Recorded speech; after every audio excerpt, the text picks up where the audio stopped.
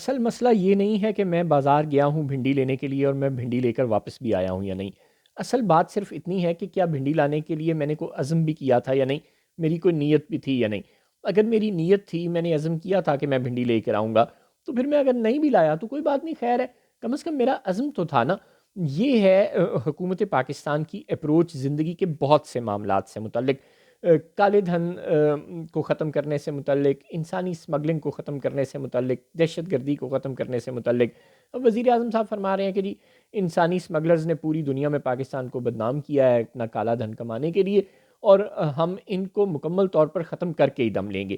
اب آپ کب ختم کریں گے؟ دوسری بار کے وزیر اعظم آپ ہیں، 3 بار کے وزیر اعظم آپ کے بھائی رہ چکے ہیں۔ جو موجودہ فوجی قیادت ہے اس نے بھی آتے ہی ہر قسم کی اسمگلنگ، چاہے وہ ڈالرز کی ہو، چاہے وہ انسانوں کی ہو، چاہے وہ پٹرول کی ہو، ختم کرنے کے بہت دعوے کیے تھے۔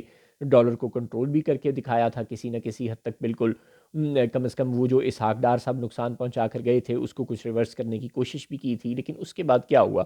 280 پر ڈالر رک گیا، اور تب سے لے کر آج تک نئی فوجی قیادت کو اب ظاہر ہے ایک ایکسٹینشن بھی مل چکی ہے ماشاءاللہ، لیکن اس کے باوجود وہ ڈالر 280 پر ہی ہے، اور وہ جو ہنڈی کا کاروبار 100% بند ہونا تھا وہ بالکل نہ ہو سکا۔ وہ جو ایران سے تیل کی سمگلنگ 100% بند ہونی تھی وہ بالکل نہ ہو سکا۔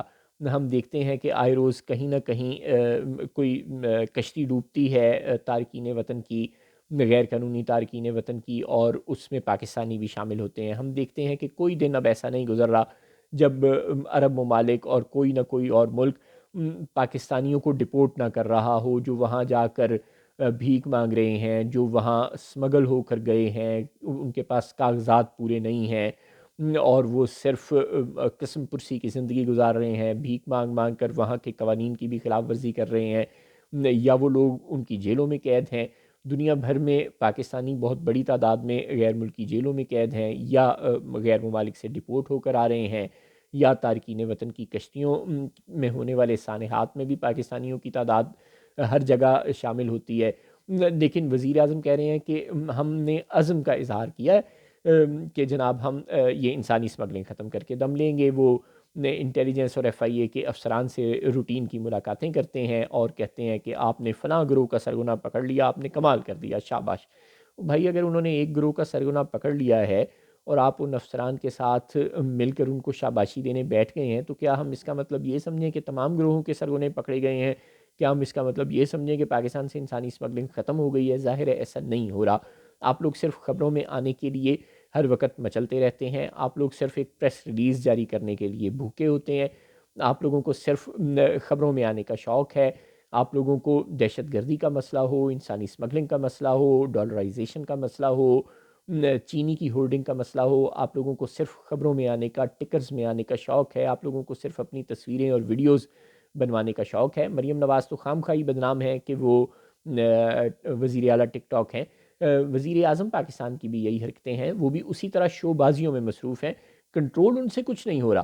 وہ ہر روز صرف یہ بتاتے ہیں کہ ہم یہ کر دیں گے، ہم یہ کر دیں گے، لیکن کیا اب تک کی ان کی پرفارمنس کیا ہے؟ کیا انہوں نے انسانی اسمگلنگ کو ختم کر لیا ہے؟